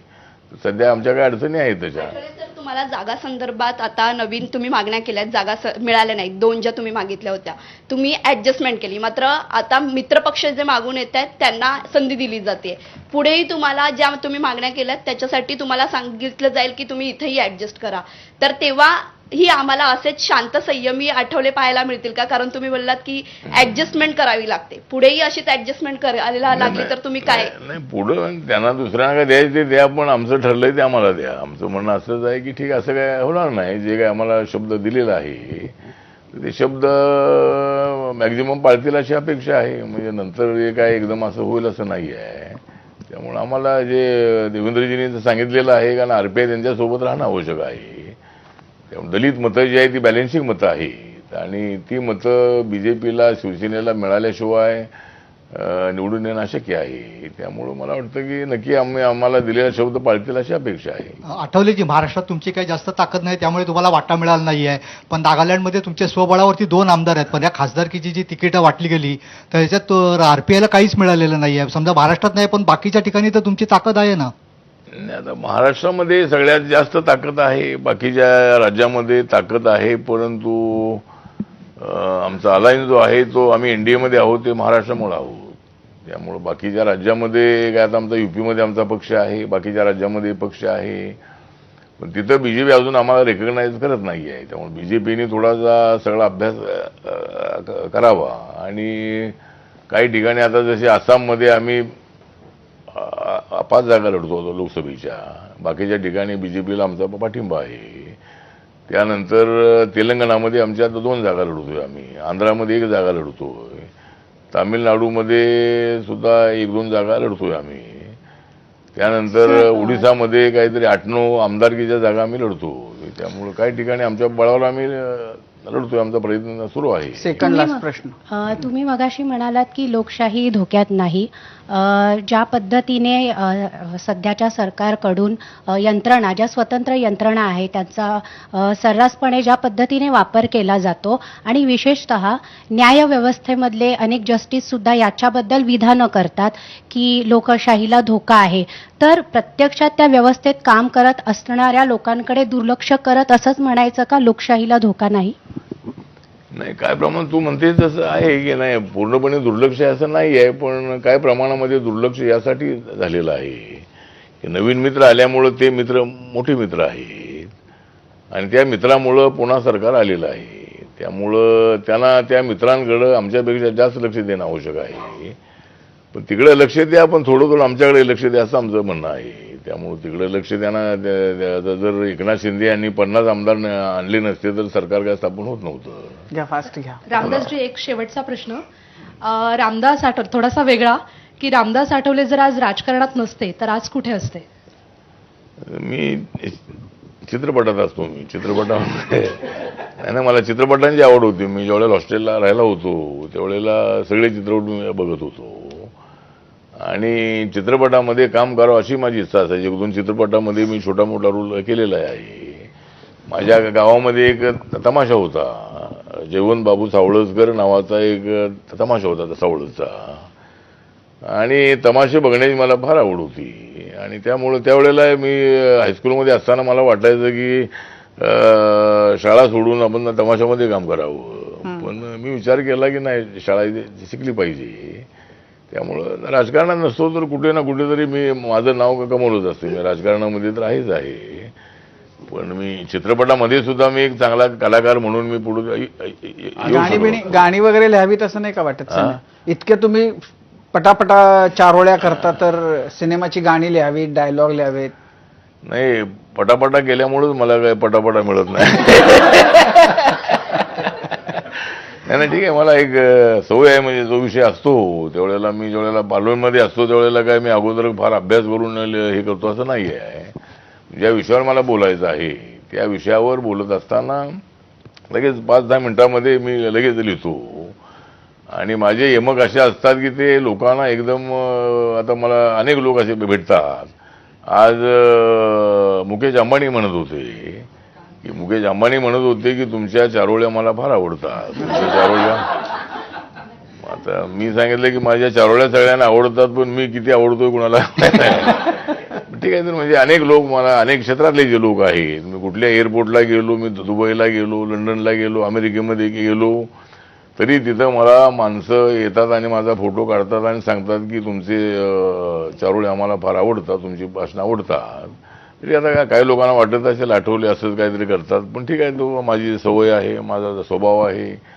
आणि माझी अडचण एक अशी आहे की पार्लमेंटमध्ये मी एकटाच असल्यामुळं राज्यसभेमध्ये मला जेवढा वेळ मिळाला पाहिजे तेवढा मिळत नाही आणि त्यामुळं मी ज्या चारोळ्या लिहिलेल्या असतात त्या चारोळ्या मी म्हटल्या की लगेच चेअर बेलला दाबतात आणि मग मला अजूनही काही मुद्दे मांडायचे असतात, मांडता येत नाही. त्यामुळे अनेक लोकांना वाटतं की आठवले फक्त काहीतरी हसत खेळत असं करतात. तर मला जेवढा वेळ मला जे पुढे मुद्दे मांडायचे आहेत 2-5 मिनिटं, तर ते तेवढा वेळ मला मिळत नाही. तर इतरांपेक्षा मला वेळ मिळतोही. तर ही एक माझी अडचण आहे. त्यामुळे माझ्यावर एक टीका काही लोकांची होती की आठवलेने काही मुद्दे मांडले नाहीत, आठवलेने चारोळ्या केल्या, तर मला तिथं वेळ मिळत नाहीये. मी जे काही पण मुद्दे लोक- दुसरे आणलेले असतात पण लोक थोडं कमी सिरियसली घेत आहेत त्याच्यामुळे असं होतंय की तिथे पण म्हणजे पार्लमेंटमध्ये पण म्हणा किंवा कमी सिरियसली घेतलं जात आहे. नाही, सिरियस असावी नाही नव्हे. पार्लमेंटमध्ये असं आहे की प्रत्येक पक्षाचे किती खासदार आहेत. मी जर बीजेपी सोबत असलोही तरी मी आरपीआय म्हणून तिथे निवडून आलो राज्यसभेमध्ये. त्यामुळं माझ्या पक्षाचं नाव तिथं प्रत्येक ह्याच्यामध्ये असतं माझं नाव बोलण्यासाठी. तर मग ते एकाला किती वेळ असतो तो सगळा वेळ 3 तासाचा 4 तासाचा ठरलेला असतो. मग त्यामध्ये मला माझा वेळ 1-2 मिनिटाचाच असतो आणि नंतर मंत्र्याला रिप्लाय द्यायचा असतो त्या वेळेमध्ये. सर, तुम्ही आता सत्तेत येऊन 8 वर्ष तुमच्याकडे मंत्रिपद आहे, मोदींकडे 10 वर्ष सत्ता आहे. इंदू मिलचं काम कुठपर्यंत आलंय? दरवर्षी 14 एप्रिल आणि 6 डिसेंबरला काही बातम्या येतात, लवकरच होईल होतं. प्रत्यक्षात काय स्थिती आहे? नाही, काम चाललेलं आहे. जर आता ते इंदू मिलचं जे आहे ते मी 12.5 एकर जागा आहे. बाबासाहेबांचा स्टॅच्यू 350 फुटाचा आणि फाउंडेशन 100 फुटाचं 450 फुटाचा पुतळा उभा राहणार आहे. अमेरिकेमध्ये न्यूयॉर्कमध्ये जेवढा स्टॅच्यू ऑफ लिबर्टीची उंची आहे त्याच्यापेक्षा जास्त उंचीचा तो आहे. त्या कामाची तर ते काम जे आहे ते जवळ संपत आलेलं आहे. तर मला वाटतं एका वर्षभरामध्ये ते काम पूर्ण होऊ शकेल आणि त्याला काही अडचण नाही. MMRDचे पैसे आहेत, त्याला 1100, 1200, 1300 कोटी रुपये खर्च करून ते काम होणार आहे. आणि नरेंद्र मोदी तिसऱ्यांदा पंतप्रधान झाल्यानंतर आणि मी कॅबिनेट मंत्री झाल्यानंतर त्याचं उद्घाटन होणार आहे. अच्छा, मला एक छोटासा प्रश्न असा विचारायचा होता की तुम्ही नेहमीच भाजप आणि शिवसेनेनं एकत्र येण्यासाठी प्रयत्न केले आहेत. आता उद्धव ठाकरे आणि भाजप दूर गेलेले आहेत, तर तुमचे काही प्रयत्न चालू आहेत का त्यांना पुन्हा त्यांच्या समेट घडवण्याचं, का ते दोघे एकत्र येतील असं तुम्हाला वाटतच नाही आता? नाही, भाजप आणि शिवसेना गेलेली आहे दूर. भाजप आणि शिवसेना एवढे गेलेले आहे दूर. आता एकत्र येण्याचा दिसत नाही त्यांचा सूर. त्यामुळे सध्या तरी एकत्र येण्याचा विषय नाही. आणि आता एकनाथ शिंदे आलेलेच आहेत आणि उद्धव ठाकरेंना घेऊन आणि काय करायचं. आणि उद्धव ठाकरेंना घेतलं तर आम्हाला जे काही मिळालं ते मिळालं नाही. त्यामुळे आता ते उद्धवजन ते जमणार नाही. उद्धवजी एवढे त्यांचा तडफडाट झालेला आहे. उद्धवजी आमचे चांगले मित्र आहेत, त्यांच्यावर आम्हाला आदर आहे. त्यांना राग येणं साहजिक आहे की एवढे आमदार फुटले, म्हणजे 40 आमदार फुटले, हा त्यांना राग आहे आणि त्यांनी बीजेपीने फोडले असं त्यांचं म्हणणं आहे. तर आता ते जर उद्धवजी जिकडे आले असते तर ती फूट होत नव्हती. म्हणजे उद्धवजींनीच त्यावेळेला काहीतरी ॲडजस्टमेंट करणं आवश्यक होतं. त्यावेळेला मी प्रयत्न केला होता. तू सांगतेस तसा सरकार ज्यावेळेला बीजेपीच्या 103 जागा, RPIच्या कमळावर निवडून आलेल्या 2 जागा, अशा 105 जागा त्यांच्या होत्या आणि 7-8 आमदारांचा त्यांना पाठिंबा होता. आणि शिवसेनेच्या 56 जागा होत्या, राष्ट्रवादीच्या 54 जागा होत्या, काँग्रेसच्या 44 जागा होत्या. तर असं ते मॅथमॅटिक होतंय की 2 पक्ष एकत्र आल्याशिवाय सत्ता स्थापन होत नव्हती. त्यावेळेला उद्धवजींनी ऐकलं नाही आणि मग त्यामध्ये आता ते उद्धवजी म्हणतात त्यांना शब्द दिला होता, पण अमित भाई म्हणतात की नाही, मी काय असा शब्द नाही दिलेला. 50% सत्ता द्यायची हे ठरलं होतं, पण मुख्यमंत्री पद द्यायचं असं ठरलं नव्हतं. आणि अनेक सभांमध्ये माननीय नरेंद्र मोदीजी म्हणायचे की आपल्या असेंब्लीच्या सभांमध्ये ऑक्टोबरमधल्या की दिल्लीमध्ये देवेंद्र आणि राज्यामध्ये, दिल्लीमध्ये नरेंद्र आणि राज्यामध्ये देवेंद्र असं ते म्हणायचे. त्यावेळेला शिवसेनावाले सोबत असायचे.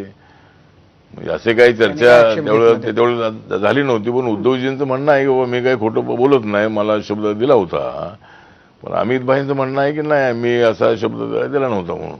शेवटचा प्रश्न अगदी मगाशी मेघराजने विचारलं की दलित पॅन्थरच्या चळवळीमध्ये सायकलवर जाणारे रामदास आठवले आणि आज मंत्री म्हणून दिल्लीमध्ये असणारे रामदास आठवले, तुम्हाला आता म्हणजे मागं वळून बघताना तेव्हा कष्ट होते पण समाधान जास्त होतं असं वाटतं का आता कष्ट संपलेत पण समाधान जास्त आहे असं वाटतं? आता कष्ट संपलेलं आहे असं नाही. आता माझं काम चाललेलंच आहे. म्हणजे त्यावेळेला सायकलवरही फिरलो. म्हणजे जेव्हा सुख आनंद कशात होता, मंत्रिपदात आनंद होता का त्या सायकलवरनं सभा घेण्यात आनंद होता? आता मला आनंद होता तो सायकलवरून फिरण्यामध्ये आनंद होता. म्हणजे सायकलवरून जे माझ्यावर लोकांनी एवढं प्रेम केलेलं आहे की रात्र लोक माझ्यासाठी जागलेले आहेत. मी सुद्धा त्यांच्यासाठी जागलेलो आहे. मी त्यांच्यासाठी मोर्चे काढलेले आहेत आणि काम झालं नाही तरी ते माझ्यासोबत राहिलेले आहेत. कारण माझ्या कामासाठी, आपल्या कामासाठी आठवलेने मोर्चे काढलेले आहेत, आठवले कलेक्टरला भेटलेले आहेत, आठवले मंत्र्याला भेटलेले आहेत. आणि मग त्यामध्ये अनेक कामं व्हायची. मी ज्यावेळेला मंत्रालयामध्ये जायचो त्यावेळेला कुठल्याही मंत्र्याकडे मला अडवत नव्हते. जर मी एखाद्या मंत्रालयाकडे गेलो आणि त्या ठिकाणी पोलीस कमिशनर जर तिथं होम मिनिस्टरकडे मी गेलो, गृहराज्यमंत्र्यांकडे वगैरे, तर तिथं कमिशनर आहे ते, आता मला आठवतंय की आपले रिव्हर मुंबईचे कमिशनर होते. तर मी जर आतमध्ये गेलो तर ते मला उठून हात मिळवायचे, कारण आपली मोर्चे त्यांनी पाहिले होते. आणि मोर्चामध्ये मी सांगितले लोक ऐकतात हे त्यांना माहिती होतं. मी कधी विध्वंसक अशा पद्धतीचे मोर्चे काढले नाहीत, ताकदवार मोर्चे काढले. आणि विध्वंस करून बातमी येणार आहे आणि न करताही माझी बातमी येणारच आहे, फोटो येणारच आहे. त्यामुळं जास्त विध्वंस करून लोकांना त्रास देण्याचा प्रयत्न मी केला नाही. आंदोलनं केलेली आहे, जेलमध्ये गेलेलो आपण. पण तू जसं विचारलं तसं आनंद त्या काळामधला एक वेगळा आनंद होता. म्हणजे लोकांच्या घरामध्ये राहणं, लोकांच्या घरी जाऊन जेवण करणं. आता तर हॉटेलमध्ये जे जेवण करतो आपण, घरी जातो आपण, पण तो आनंद एक वेगळा आनंद होता. त्या काळातला जो 10-12 वर्षाचा जो माझा आनंद आहे. मी मंत्री होण्याच्या अगोदर फार मी फिरलो महाराष्ट्रामध्ये आणि मला तुमच्यासारख्या वर्तमानपत्रांनी फार मोठं सहकार्य केलेलं आहे. माझी ओळख जी आहे ती ओळख ही सगळ्या महाराष्ट्रात नव्हे तर देशामध्ये माझी ओळख होती.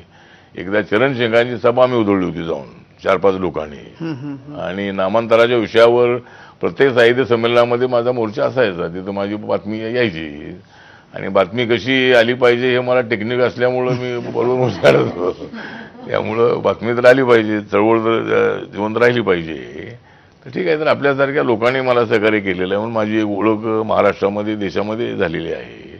पण तो आनंद जो आहे तो आनंद या मंत्रिपदाच्या आनंदापेक्षा फार मोठा आनंद होता. आणि पुन्हा दलित पॅंथर सुरू करायची का हाही विषय आमच्या समोर आता आहे. दलित पॅंथरला स्थापन 50 वर्ष झाल्यानंतर अनेक लोकांच्या मनामध्ये आहे एक तरुणांची अशी संघटना असावी, तर त्याच्यावर आम्ही विचार करतो आहोत. तर पण त्यासाठी प्रसंगी मंत्रिपद सोडून ते काम करावं असा काही विचार आहे? बघूया, आता मंत्रिपद आहे दोघं आहे, गेल्यानंतर बघू. दिलखुलास आठवले आम्हाला कट्ट्यावरती अनुभवायला मिळाले. आणि अर्थात तुमच्या मागे आंबेडकरी जनतेचा पाठिंबा आहे, चळवळीची पार्श्वभूमी तुमची आहे. त्यामुळे तुमच्या मंत्रिपदाबाबतच्या, खासदारकीबाबतच्या इच्छा पूर्ण होत या आमच्या सदिच्छा. आणि आभार आपले कट्ट्यावरती आल्याबद्दल. धन्यवाद. आणि यानंतर आपण माझा कट्ट्यावरती इथेच थांबतोय. माझा कट्टा प्रेझेंटेड बाय क्विक आणि Badhekar group, powered by Green Harvest, Bank of Maharashtra, Chandukaka Saraf jewels, Chitale दही, सुधीर मांडके लाईट हाऊस आणि सोनाई पशु आहार. ताज्या बातम्यांसाठी पाहत रहा एबीपी माझा. बीपी, शुगर, जोरों का दर्द,